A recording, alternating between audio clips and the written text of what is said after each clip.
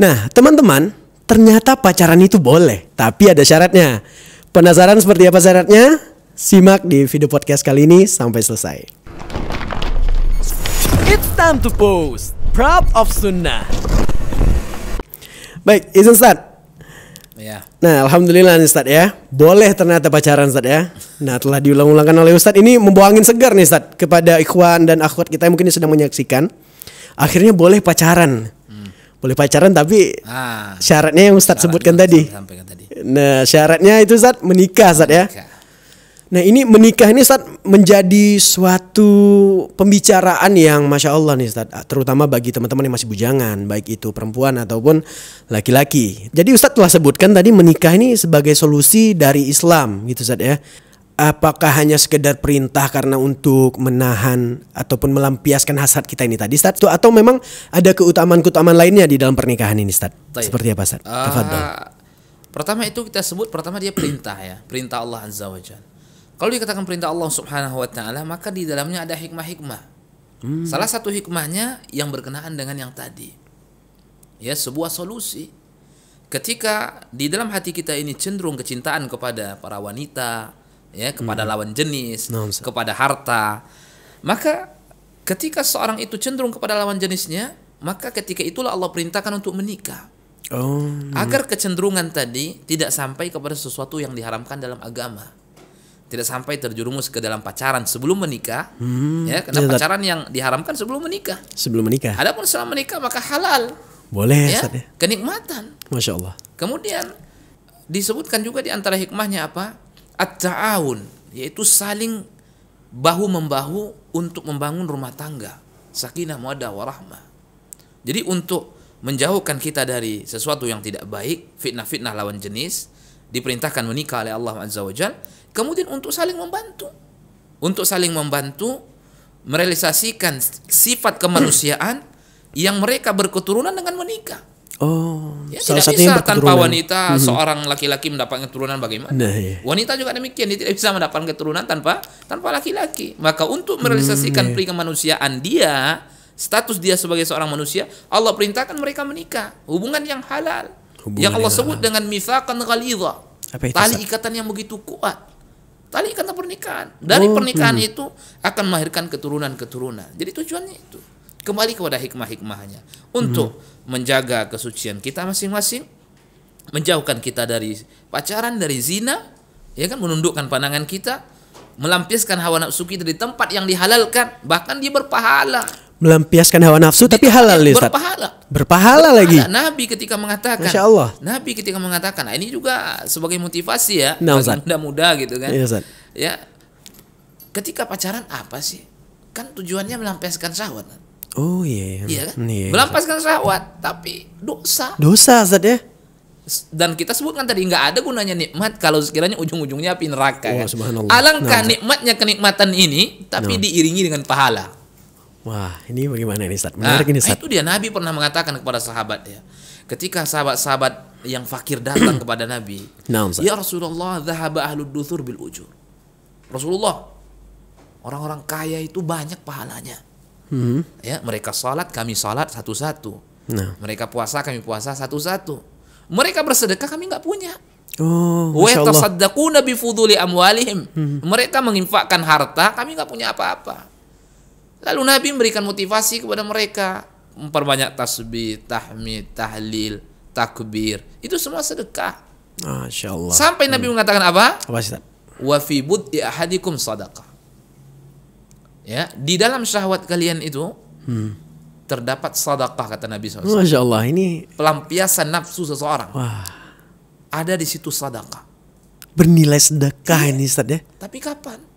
Setelah menikah. Setelah menikah. Setelah menikah. Masya Allah. Ya kan, setelah menikah. Langsung sahabat mengatakan, ya, sampai urusan seperti itu pun pahala. Iya, kadang kan. Apa kata sahabat? Ya Rasulullah, ayati ahaduna syahwatahu wa yakunu lahu fiha ajrun. Akankah seorang di antara kami melampiaskan nafsunya? Ada pahala juga. Itu kan nikmat dunia sih. Ada pahala juga ternyata nikmat dunia itu. Ya kan? Apa kata Nabi? Qala ara'aitum. Coba kalian perhatikan. Andaikan seseorang meletakkan syahwatnya di tempat yang haram, pacaran, sebelum menikah berzina akankah membuahkan dosa? Iya. Iya. Wa kadzalika idza wada'aha fi halalin, begitu juga ketika syahwat itu diletakkan di tempat yang halal, kana lahu ajrun, maka mendapatkan pahala. Wah, Masya Allah, begitu besar keutamaannya dan besar keutamaan. dan sangat rugi nih Ustaz ya kalau malah ternyata kita memilih jalan yang salah. Sedangkan Allah udah siapkan jalan yang lebih baik dan dengan keutamaannya yang begitu besar. Masya Allah, Masya Allah. Ini kalau udah berbicara tentang pernikahan, teman-teman ya bersemangat nih. Bagaimana nih biar cepat nikah gitu Ustaz ya. Dan akhirnya insya Allah kita hadir untuk memberikan solusi, tentunya dari pandangan sudut pandang syariat Islam. Nah bagaimana Ustaz? Kita langsung aja nih Ustaz. Untuk teman-teman kita yang ingin menikah ini, bagaimana caranya baik ikhwan ataupun akhwat untuk mencari jodoh nih Ustaz, sesuai syariat Islam tentunya. Mencari itu banyak cara mencarinya. Atau dia minta tolong kepada orang lain, kepada temannya, kepada saudaranya, kepada orang tuanya. Ini salah satu. Minta dijodohkan gitu Ustaz ya. Tapi yang paling penting dari itu, ya, dalam memilih itu sangat ditekankan juga oleh Nabi SAW. Nabi SAW mengatakan tunkahul mar'atu li arba', kata Nabi. Dinikahi wanita itu kebanyakannya karena 4 perkara. Jadi ketika engkau mencari, carilah seperti apa yang dipilihkan oleh Nabi SAW. Nabi mengatakan pertama karena agamanya, karena kecantikannya, karena nasabnya, karena hartanya. Rasanya nggak ada lagi alasan selain ini. Coba antum perhatikan, ada nggak kira-kira selain 4 ini? Ada apa enggak? Udah ini semua nampaknya Ustaz. Udah. Tanya orang yang menikah, kenapa engkau menikah dengan dia? Alasannya salah satu yang 3 ini. Iya Ustaz. Ya, Fisik. pertama bisa jadi karena Cantikan gitu ya, benar. Dia cantik, aku suka. Nah. Yang kedua, kenapa kamu nikah dengan dia? Dia punya harta. Itu sah-sah saja secara hukum ya sah saja. Tidak terlarang. Nabi menyebutkan di sini. Masuk dalam ini saja. Kenapa engkau menikah dengannya? Dia orang terpandang. Ya kan? Dia orang terpandang. Kenapa engkau menikah dengannya? Dia wanita yang salihah. Nah, Masya Allah nih poinnya. Namun Nabi mengingatkan, fadhfar bidzatid din, kata Nabi, engkau dahulukan, kau menangkan wanita yang punya agama. Masya Allah. Karena ya pernikahan itu bukan sesuatu yang sekejap. Bagaimana menikahi seorang wanita yang tidak menunaikan hak Allah Jalla wa Ala? Bagaimana dia bisa menunaikan hak anak-anaknya kelak itu? Iya benar Ustaz. Ya. Bahkan saking pentingnya memperhatikan hak anak ini, para ulama menyebutkan apa? Di antara ulama mengatakan hak anak itu sudah mesti dilakukan oleh calon orang tuanya, semua orang tua yang menikah. Sebelum menikah udah ada hak anak. Ini seperti apa nih Ustaz? Seperti apa? Memilih pendamping hidup. Sampai seperti itu dibahas itu. Anak itu belum ada loh. Anak belum ada. Belum lagi. Tapi orang tua yang ingin punya anak itu, hak anaknya kelak itu dia lakukan sebelum dia menikah itu. Husnul ikhtiyar, memilih pendamping hidup yang baik. Oh, Masya Allah. Ini begini. Ada si fulan, ya kan? Ada si fulan, dia melamar seorang wanita. Baik. Dia tahu wanita ini wanita yang tidak salat, wanita yang tidak menjaga ketaatan kepada Allah. Tapi pancingan dia menikah karena wanita ini cantik. Fisik nih Ustaz ya. Dia tahu banyak orang tahu itu wanita nggak sholat, tapi karena fisiknya bagus dia lamar. Ada apa enggak? Ada. Banyak Ustaz. Banyak, dia tahu wanita tidak menutup aurat, ya kan? Nampak auratnya. Dia lamar tapi karena kecantikan tadi. Ketika dia menikah, lahirlah keturunan. Ya kan? Ketika ini wanita tidak menjaga hak-hak Allah Jalla wa'ala, besar kemungkinan dia tidak menjaga hak anak-anaknya nanti. Bisa jadi. Oh, bisa hak jadi. Allah saja dia tidak tunaikan, apalagi hak anaknya. Bisa jadi dia tunaikan. Apa kata ulama? Jangan dikira yang berdosa perempuan itu saja yang telah mengabaikan hak anaknya. Termasuk suaminya. Salah dalam memilih. Dan itu akan menjadi dosa bagi suaminya, Ustaz? Iya, salah dalam memilih. Atau sebaliknya, perempuan ketika dilamar oleh laki-laki, dia tahu laki-laki ini nggak sholat, dia tahu laki-laki ini pendosa, tapi mapan gitu. Tapi mapan, kaya, rupawan. Dia terima itu lamarannya, ya kan? Setelah menikah lahir keturunan, dia abaikan anak-anaknya, tidak dia tunaikan kewajibannya selaku orang tua terhadap anak-anaknya. Jangan dikira sang ayah itu saja berdosa, tidak, termasuk istri. Oh, yang Kenapa menerima. dia menerima lamaran yang datang dari yang laki-laki yang tidak benar? Baik Ustaz, ternyata langkah-langkah ini sudah disiapkan semuanya, sudah diajarkan oleh syariat kita. Ya. Nah, termasuk ini tadi udah Ustaz beritahukan kepada kami bahwa sebelum atau setelah memilih, maksudnya setelah memilih tadi ta'aruf nih. Nah, ta'aruf ini nih familiar banget nih Ustaz sekarang Ustaz. Alhamdulillah sudah banyak ataupun sudah banyak orang-orang ataupun yang sadar akan cara yang syar'i dalam memilih jodoh gitu Ustaz. Adakah persiapan sebelum dia menempuh jalan ini Ustaz? Persiapan dia sebelum dia memang mengajukan ta'aruf bagi ikhwan ataupun akhwat ini Ustaz. Sebenarnya persiapan itu ya jauh dilakukan baik sebelum nikah atau sebelum ta'aruf tadi gitu kan. Tapi ta'aruf yang benar ya. Ta'aruf itu artinya perkenalan di situ artinya. Jadi bukan modus tadi, artinya dia mengenalkan dirinya ya, baik kepada calon istrinya tadi, orang yang akan dia lamar, atau kepada calon mertuanya. Karena Allah sebutkan demikian. Allah mengatakan fankihuhunna biidzni ahlihinna. Ya, kamu nikahilah itu wanita dengan izin orang tua mereka. Ya, artinya apa? Lakukan ta'aruf dulu kepada orang tuanya. Bapak, saya si fulan, anak si fulan datang kepada bapak ingin menikahi anak bapak, ingin melamar anak bapak. Dia kenalkan diri, ta'aruf. Berkunjung dulu Ustaz ya? Iya. Berkenalan. Jadi jauh setelah itu dia mesti sudah memiliki persiapan-persiapan. Jadi bukan persiapan dak-dakan. Ya hari besok mau menikah, hari ini mau bersiap-siap. Jauh. Apa persiapan-persiapan yang mesti dia lakukan? Persiapan yang pertama sekali tentu ya persiapan lahir dan batin ya. Kesiapan lahir dan batin. Lahir dan batin Ustaz ya? Lahir dan batin. Karena juga tidak akan bisa juga berjalan rumah tangga dengan perjalanan yang baik ketika seorang itu tidak siap ya lahir dan batin. Kalau dia seorang laki-laki, dia mesti berfungsi sebagai seorang laki-laki. Dia tahu ya apa tugas dia sebagai seorang laki-laki. Karena laki-laki ada pemimpin rumah tangga. Kemudian setelah dia mempersiapkan lahir dan batin, ilmu. Oh, ilmu. Ilmu itu utama sekali, ilmu. Rumah tangga yang berjalan bukan di atas ilmu, ini rentan terjadi sesuatu yang tidak baik. Berarti ini menikah harus berilmu juga harus Ustaz? berilmu. Wah, Masya Nikah Allah. itu ibadah loh. Oh, termasuk. Sama, salat ibadah. Kalau dirimu tidak berilmu tentang salat bagaimana? Zakat ibadah, dirimu tidak berilmu tentang zakat, tentang puasa, haji dan sebagainya. Maka menikah ini ibadah, sunnah Nabi. Kalau seorang tidak berilmu, bagaimana dia menjalani bahtera rumah tangga yang pasang surut? Pasti ada pasang surutnya. Ya kan? Ada gembiranya, ada sedihnya, ada ketawanya, ada nangisnya, ada marahnya, ada semua di situ ada. Masya Kalau Allah. tidak dengan ilmu bagaimana? Nah, bagaimana dengan berilmu ini? Bagaimana caranya mengetahui Ustaz ilmu-ilmu ini? sebelum Menuntut nikah? ilmu. Menuntut ilmu. Hadir majelis taklim. Alhamdulillah banyak majelis taklim. Dengar wirid pengajian, bertanya kepada guru. Jangan sibuk oleh perkara-perkara dunia yang melalaikan akhirat. Sekolah ya sekolah, kuliah ya kuliah. Tapi alhamdulillah sekarang banyak kajian-kajian remaja kok, muda-mudi. Guru kita mengisi ya di masjid-masjid. Banyak Ustaz ya? Banyak. Sumbernya Hadir jelas Ustaz ya, Al-Quran, Sunnah, Insya Allah. Kemudian alhamdulillah juga saya dengar sudah sebagian masjid itu sudah menyiapkan bimbingan pranikah ya. Ada Ustaz? Ada. Bimbingan pranikah ya? Sebagian Sekali. masjid. Masya Allah. Apa masjid ini asatidz kita yang apa mengisi itu. Wah. Itu bimbingan-bimbingan. Ya.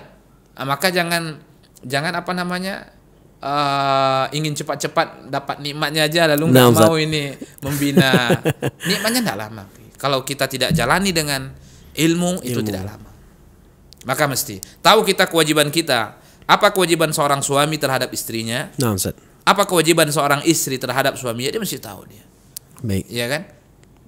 Apa kata Allah Jalla wa Ala? Disebutkan oleh Allah Subhanahu wa taala dalam Al-Qur'an, "Walahunna mithlul ladzi 'alaihinna bil ma'ruf." Bagi seorang wanita sama atas mereka.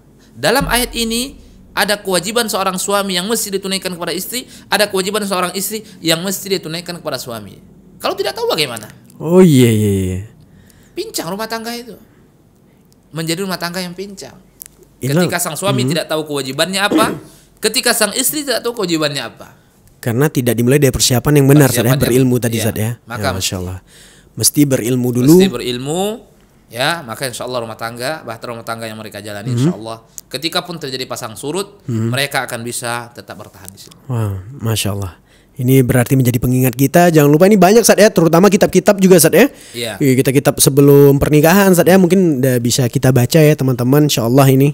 Nah baik, ini menarik sekali. Dan sebelum menikah dengan persiapan tadi berilmu yang seperti dijelaskan Ustadz, akhirnya kita siap nih Ustadz. Kita siap. Dan untuk melangkah selanjutnya tentunya melewati jalur ta'aruf nih Ustaz. Nah ini bisa dijelaskan sedikit nih Ustaz, seperti apa ini proses ta'aruf ini Ustaz, dan bagaimana Ustaz sebagai ikhtiar kita untuk mencari jodoh tadi. Ta'aruf itu ringan-ringan saja. Ta'aruf itu kan perkenalan artinya. Kita mengenalkan diri kita, nah Ustaz, ya kan? Begitu juga itu wanita mengenalkan dirinya. Ya, mengenalkan dirinya tidak mesti dengan formal juga, datang ke orang tuanya, keluarga berkenalan. Kami dari sini, kami keturunan ini, kami orang ini. Ringan-ringan saja. Oh, bukan langsung ini Ustaz ya, perempuan menemui laki-laki ataupun laki-laki menemui perempuannya langsung. Bukan Ustaz ya? Kalau mereka berdua-dua nanti modus lagi. Oh, sampai kepada pacaran lagi. Pacaran lagi nih. Ya, ta'aruf 1 minggu ta'arufnya. Telepon-teleponan. Nah, ini bagaimana Ustaz? Ya, enggak boleh. Gimana? Oh, berarti itu juga membuka pintu-pintu syaitan. Sesuatu yang tidak baik akan terjadi. Maka ta'aruf sesuatu yang ringan saja. Perkenalan, ta'aruf artinya perkenalan. Ini seorang laki-laki mengenalkan dirinya dan keluarganya, seorang wanita mengenalkan diri keluarga, selesai. Ketika sudah cocok, masuk misalnya kepada tahap berikutnya, ya mungkin menghitbah, melamarnya, atau mungkin nazar terlebih dahulu ya. Nah, ini karena menarik, Nabi ketika ada seorang sahabat ketika dia ingin menikah, Nabi merintahkan dia untuk menazar dulu. Kamu lihat sesuatu yang membuat kamu ingin menikah dengan itu wanita, kata Nabi. Ya, kendati pun para ulama berbeda dalam batasan-batasan apa saja yang boleh dilihat ya. Tapi yang jelas-jelas saja lah, yang nampak-nampak saja, mungkin wajahnya atau telapak tangannya, ya. Yang membuat dia ingin menikah. Berarti proses ta'aruf ini tadi boleh melihat Ustaz ya. Nazar ini berarti melihat calon yang akan dinikahi ini Ustaz ya. Tapi yang wajar lah gitu kan. Yang wajar. Kalau sesuatu yang itu sudah sampai kepada perkara-perkara yang lebih sangat privasi, nah, Ustaz, ya kan, yang mungkin biasa ditutup oleh itu wanita, ya, maka mungkin tidak usah dilihat. Ya, baik Ustaz. Afwan Ustaz, izin bagaimana terhadap perempuan ini Ustaz? Ya, jika kondisi yang datang ini adalah seorang laki-laki, dia yang menggunakan cadar Ustaz, apakah boleh melepas ketika dia dinazar? Ya, ketika dia dinazar, para ulama telah menyebutkan itu salah satu yang boleh dinazar, diantaranya wajah boleh. Oh, boleh Ustaz. Sesuatu yang boleh untuk dilihat ketika itu, dalam nazar itu. Maka Nabi mengatakan kepada sahabat tadi, kamu lihat sesuatu yang membuat kamu ingin menikah dengan dirinya. Oh, kata Nabi. Iya. Ketika Nabi mengatakan sabda seperti ini, maka para ulama berbeda pendapat apa saja yang boleh gitu. Maka wallahu a'lam ya. Nah, Ustaz, sesuatu yang biasa atau yang nampak itulah yang dilihat. Mungkin wajah sudah mewakili ya. Nah, ya, istilahnya tidak perlu lebih dalam untuk melihatnya. Mungkin wajah, kemudian tangan, ya, atau mungkin kakinya, itu sudah mewakili. Ya, itu sudah mewakili sesuatu yang lebih dari itu. Masya Allah. Di ta'aruf jangan salah paham. Nah, benar nih Ustaz. 1 bulan ta'arufnya. Ta'aruf apa 1 bulan akhir? Hah? 2 bulan ta'arufnya. Setahun bagaimana Ustaz? Setahun, apalagi setahun.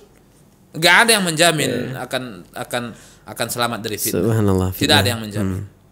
Ya, karena syaitan itu sangat pintar dan jenius dalam menggoda seseorang.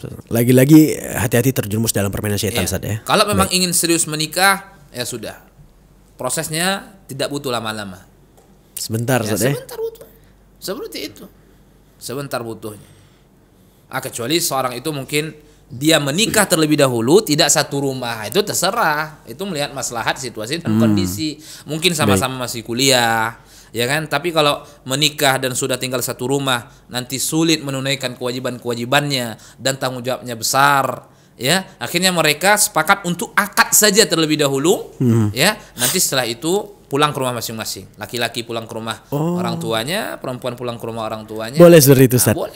Itu nelpon 24 jam pun silakan. Ya Allah, ya salam. Begitu mudahnya nih, Ustaz ya? Iya. Masya Allah. Dan itu boleh. Mungkin 1 tahun setelah itu baru mereka satu rumah. Yang penting ini untuk menghindari fitnah tadi, Ustaz ya? Baik. Masya Allah. Nah, ini lagi-lagi juga mematahkan stigma, Ustaz, bahwa kalau orang-orang ta'aruf itu seperti membeli kucing dalam karung. Ada yang beranggapan kalau yang bercadar kita nggak boleh seperti ya mencoba ini aja Ustaz gitu. Nggak tahu mukanya nggak boleh dibuka gitu. Ada persepsi seperti ini Ustaz, stigma bahwa kalau yang ta'aruf dengan orang-orang bercadar itu kita tidak boleh. Kita nggak tahu dia gimana. Terus ada juga kita nggak tahu sifat dia gimana nanti. Ya. Namanya nikah-nikah aja nih. Kalau masalah sifatnya mungkin bisa ditanya ya, bisa ditanya kepada orang-orang yang mengenalinya. Mungkin ada di antara kita yang mengenali temannya, tetangganya. Kita bisa bertanya masalah itu. Ada masalah melihat masalah wajah tadi, ya kembali kepada perselisihan para ulama di situ. Ada yang sangat longgar mengizinkan lebih dari sekedar yang nampak gitu. Oh. Ya, wallahu alam. Kalau menurut anak pribadi ya yang wajar-wajar aja ya. Sewajarnya Ustaz ya. Wajah, telapak tangan atau kaki, maka insya Allah. Tapi wajah itu insya Allah sudah mewakili. Dan sebenarnya hal yang diatur di dalam ta'aruf ini simple Ustaz ya, sederhana seperti yang udah sekali Ustaz sampaikan. Ini juga ada nampaknya seperti bertukar biodata seperti itu Ustaz. Itu diperbolehkan Ustaz ya untuk mengenal lebih jauh mungkin. Ya kalau memang serius. Data pribadi seperti itu Ustaz ya. Tapi tentu komunikasi bukan antara mereka berdua saja. Ini yang harus diingat Ustaz ya, paling utama. Bukan komunikasi langsung. Itu sebaiknya tentu dengan ada pihak keluarga di situ. Pihak keluarga mengirimkan biodata anaknya kepada laki-laki ini. Laki-laki ini mengirimkan biodatanya kepada keluarga ini wanita. Pihak wanita. Ya. Nah, tentunya Ustaz setelah dimulai ini kan dari proses ta'aruf yang syar'i ini Ustaz ya. Tentunya Ustaz. Nah, akan menuju ke proses pernikahan Ustaz. Iya. Tentunya ingin teman-teman yang ingin menikah ataupun mungkin yang sudah ngaji, baik ikhwan atau akhwat, ingin pernikahannya yang syar'i ini Ustaz, setelah ta'aruf. Nah, ini bagaimana Ustaz sedikit bisa berikan kami pelajaran tentang pernikahan syar'i ini seperti apa Ustaz? Pernikahan yang syar'i juga simpel sebenarnya. Ya, karena agama kita ini agama yang penuh dengan kemudahan ya, akhi. Ad-dinu yusrun kata Nabi. Agama kita itu agama yang mudah. Jadi bukan sesuatu yang berat dan bukan sesuatu yang menyulitkan kita. Ingin sesuatu yang syar'i semuanya mudah, tidak ada yang sulit. Coba tuh sebutkan syariat yang sulit apa? Enggak ada. Ya ada. Sampai dalam pernikahan pun itu enggak itu. Nabi mengatakan, ya, iltamis walau khataman min hadid. Ya, kamu cari untuk mas kawin walaupun cincin dari besi. Wah, masya Allah. Walaupun dari besi. Ini mesti dipahami baik-baik sabda Nabi ini. Menunjukkan perkara nikah itu sesuatu yang ringan. Tapi nggak boleh kita ringan-ringankan, nggak boleh. Oh, diringankan tapi nggak boleh diringankan. Sesuatu yang berat, sesuatu yang mesti dipersulit. Nah, Ustaz. Ya, anaknya sudah saat menikah tapi masih dihambat-hambat, sudah terjerumus ke dalam fitnah masih dihambat-hambat dengan alasan pendidikan, dengan alasan kerja dan lain sebagainya. Nggak seperti itu. Nabi mengatakan kamu cari walaupun hanya cincin dari besi kata Nabi. Itu menunjukkan perkaranya nggak berat gitu loh. Mudah tapi nggak dimudah-mudahkan juga gitu. Kalau mampu Ustaz ya. Nah, iya. Jadi bagaimana perkara syar'i itu mudah aja. Pertama tentu dalam akad ya, dalam akad pernikahan ya harus sesuai dengan syariat.